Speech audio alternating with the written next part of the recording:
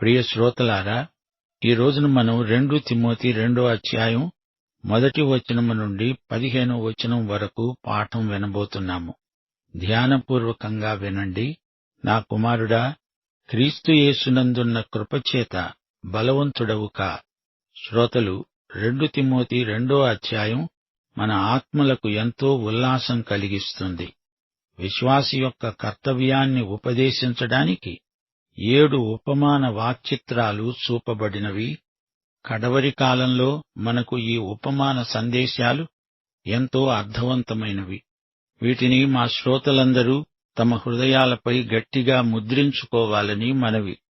నా కుమారుడా తిమోతి అంటూ పౌలు పిలుస్తున్నాడు.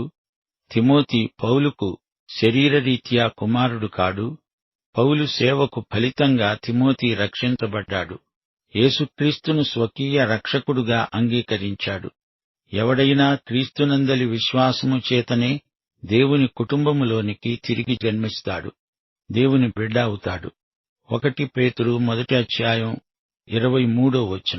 మీరు క్షయబీజము నుండి కాక శాశ్వతమగు జీవము గల దేవుని వాక్య మూలముగా అక్షయబీజము నుండి పుట్టింపబడిన వారు. ఇప్పుడు తిమోతి దేవుని కుటుంబానికి చెందినవాడు. అతడు దేవుని బిడ్డ.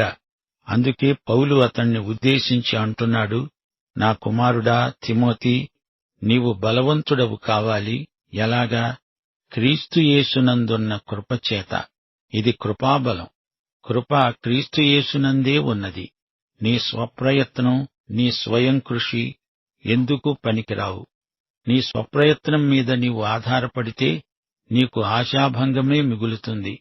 నీకు పరిపక్వత, ఆత్మబలం కావాలంటే నీ ప్రయత్నాలను అవతల కట్టిపెట్టు.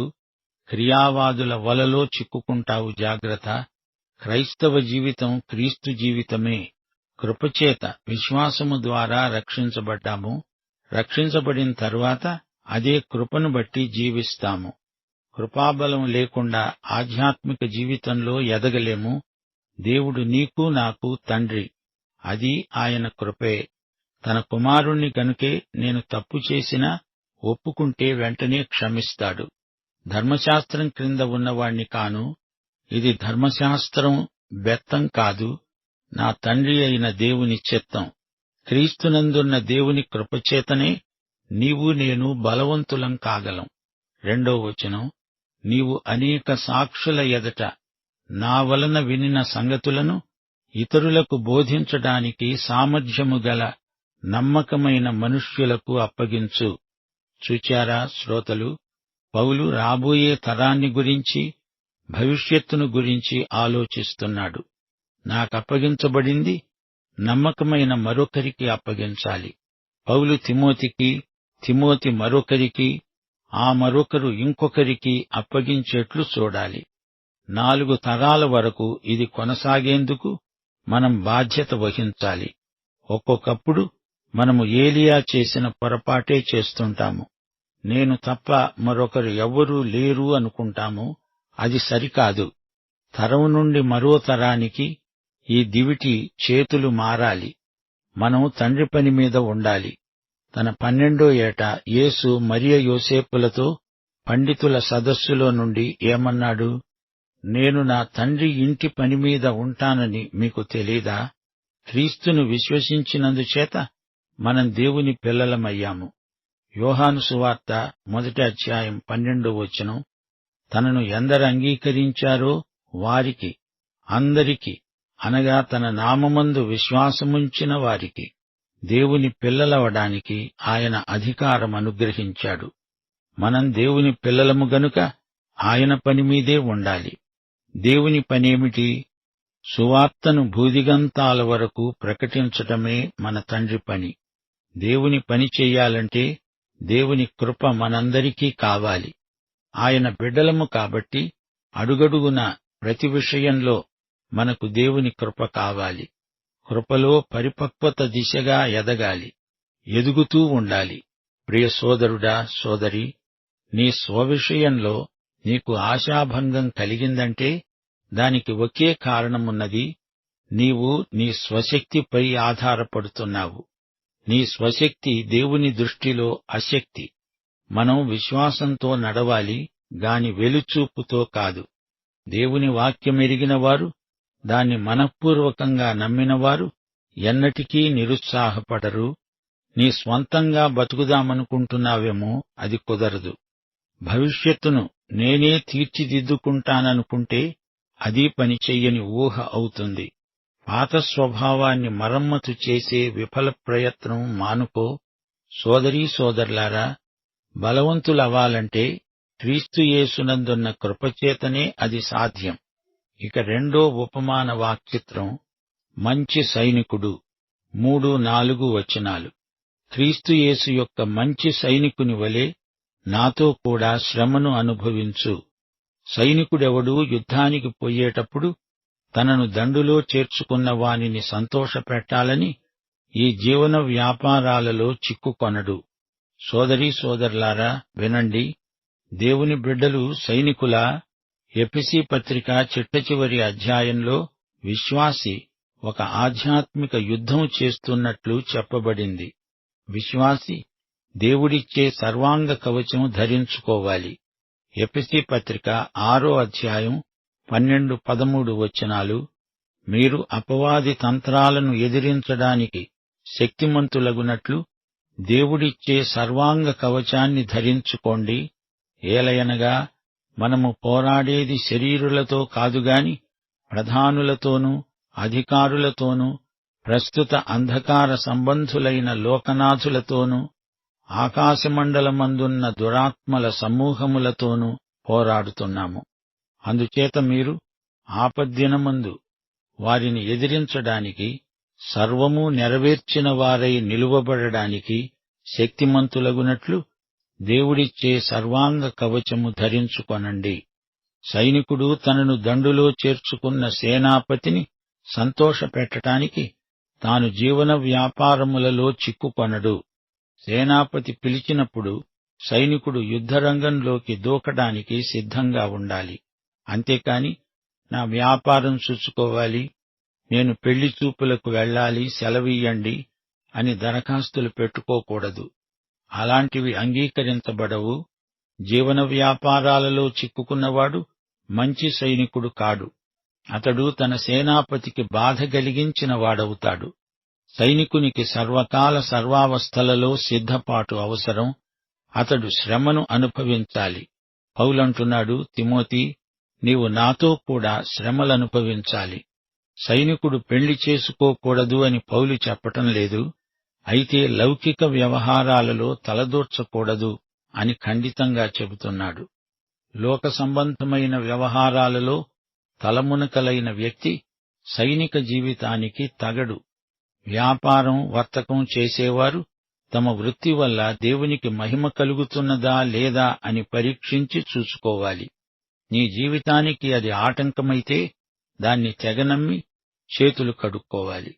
క్రైస్తవ సైనికులారా, మిమ్ములను దండులో చేర్చుకున్నవాడు యేసుక్రీస్తు. ఆయనను మెప్పించండి. జీవన వ్యాపారములలో పడి సేనాపతి మనస్సును కష్టపెట్టకండి. క్రైస్తవ జీవితం కదన రంగం. యుద్ధంలో సైనికులు గెలవాలి, ధర్మయుద్ధం చెయ్యాలి, శత్రువును ఎదిరించి నిలవాలి, గెలవాలి. మనమంతా యుద్ధరంగంలో నిలిచి ఉన్నామని మరచిపోవద్దు. సరే, ఇప్పుడు 5వ వచనంలో క్రీడాకారుడున్నాడు చూడండి. జట్టి అయిన వాడు పోరాడునప్పుడు నియమ ప్రకారము పోరాడకుంటే వానికి కిరీటము దొరకదు. ఇది మరి ఒక ఉపమాన వాక్చిత్రం. క్రైస్తవుడు క్రీడాకారుని వంటివాడు. ఈ సందర్భంలో పోరాడడమంటే క్రీడోత్సవాలకు సిద్ధపాటు, అభ్యాసం. పందెంలో గెలవాలి, గెలిచి తీరాలి. దానికోసం నియమ ప్రకారం పోరాడుతాడు. క్రమశిక్షితుడై అభ్యాసం చేస్తాడు, వ్యాయామం చేస్తాడు. శరీరాన్ని బరువెక్కనీయడు. ఆహార విహారాదులలో మితంగా ఉంటాడు. ఫిలిప్పి 3వ అధ్యాయం 14వ వచనంలో పౌలు ఏమన్నాడో వినండి. క్రీస్తు యేసునందు దేవుని ఉన్నతమైన పిలుపునకు కలిగే బహుమానం పొందాలని గురివద్దకే పరిగెడుతున్నాను. 1 కొరింథీ 9వ అధ్యాయం 24-27 వచనం వరకు ఈ విషయమే ప్రస్తావిస్తూ పౌలన్నాడు, పందెపు రంగమందు పరిగెత్తే వారందరూ పరిగెత్తుతారు, కాని ఒక్కడే బహుమానం పొందుతాడని మీకు తెలియదా? మీరు బహుమానము పొందునట్లుగా పరిగెత్తండి. పందెమందు పోరాడే ప్రతివాడు అన్ని విషయములందు మితంగా ఉంటాడు.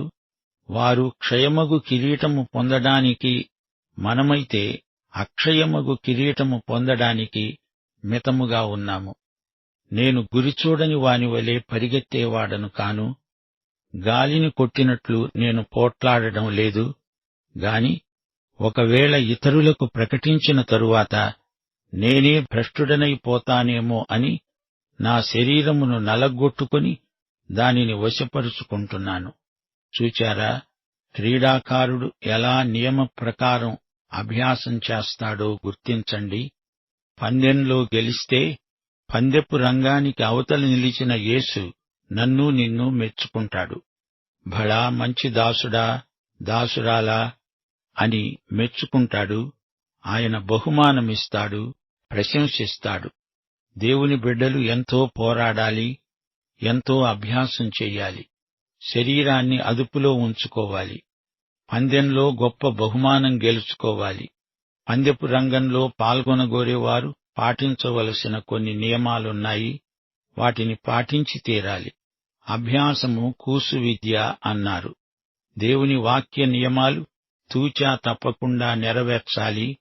దేవుని మనస్సు దేవుని వాక్యంలో వ్యక్తమవుతుంది. క్రీస్తు యేసుకు కలిగిన మనస్సు మనకు రావాలంటే బైబిలునే మనం జీవించాలి. బైబిలులోని నియమాల ప్రకారం పోరాడిన వారికే కిరీటం లభిస్తుంది.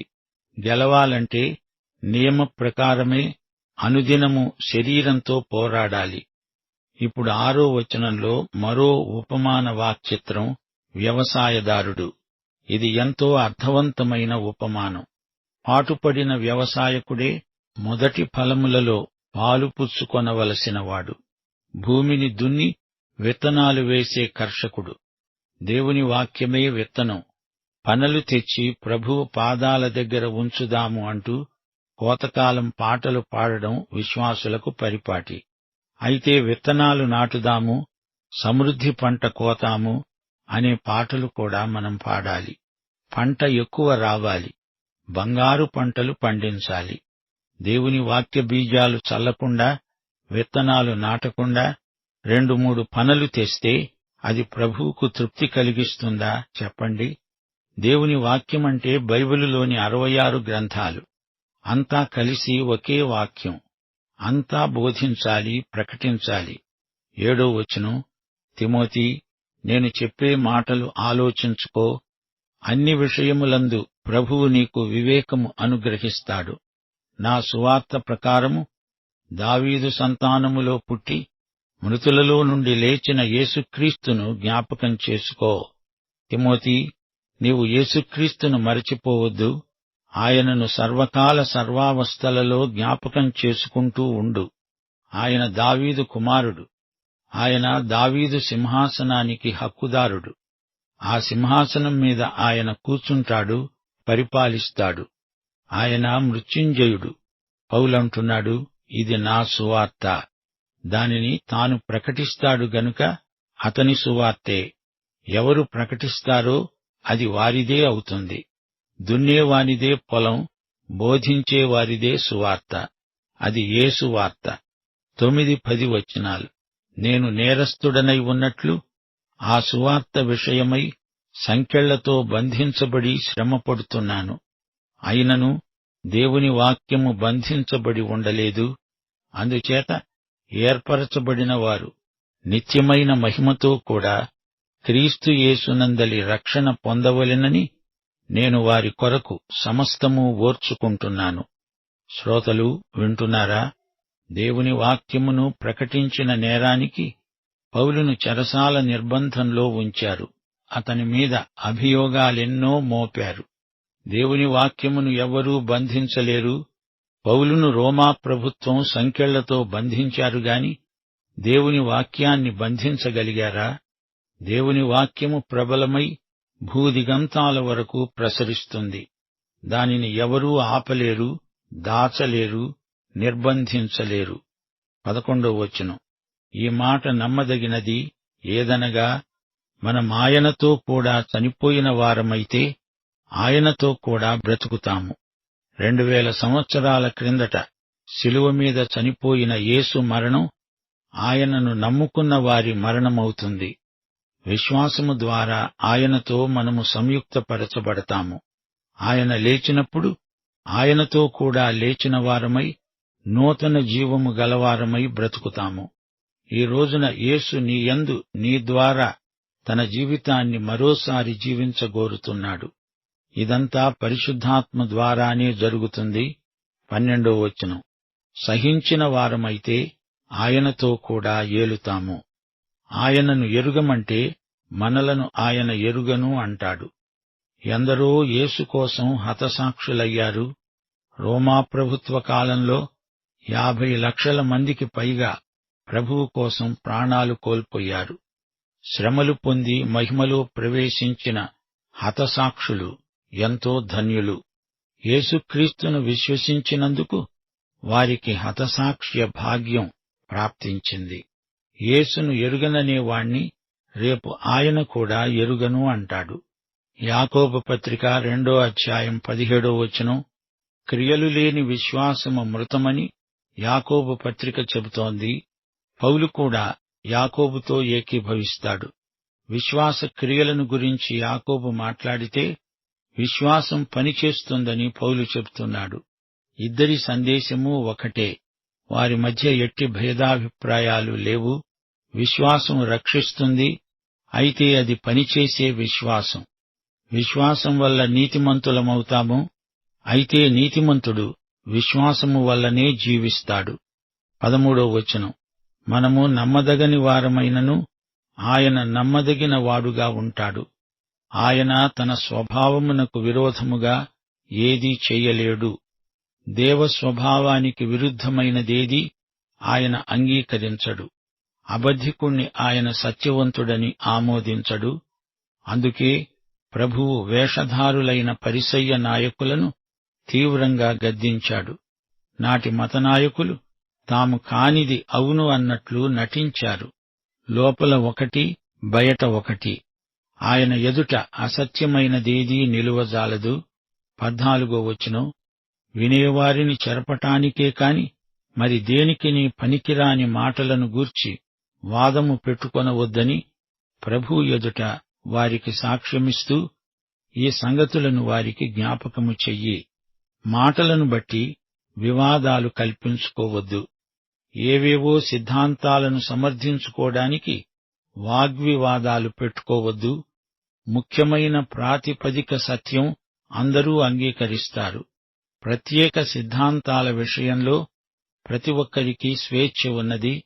అన్ని విషయాలలో పరస్పర ప్రేమ కలిగి ఉండాలి. తర్క వితర్కాల వల్ల అనారోగ్యకరమైన ఉద్రేకాలు రెచ్చిపోతాయి. నీ ఉద్దేశ్యం, నా ఉద్దేశ్యం, ఈ రెండిటిని పరలోకంలో యేసు ప్రభువు పరీక్షించి ఆయనే సరిదిద్దుతాడు.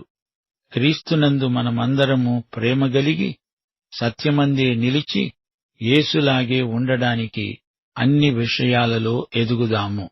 15వ వచనం, దేవుని ఎదుట యోగ్యునిగాను సిగ్గుపడనక్కరలేని పనివానిగాను సత్యవాక్యమును సరిగా ఉపదేశించేవానిగాను నిన్ను నీవే దేవునికి కనపరుచుకోవడానికి జాగ్రత్తపడు. యోగ్యునిగా నిన్ను నీవే దేవునికి కనపరుచుకోవాలి. కష్టించి వాక్యాన్ని సాధన చెయ్యాలి. దేవుని వాక్యాన్ని శ్రమించి చదివే విద్యార్థివై ఉండాలి. సత్యవాక్యాన్ని సరిగా ఉపదేశించాలి.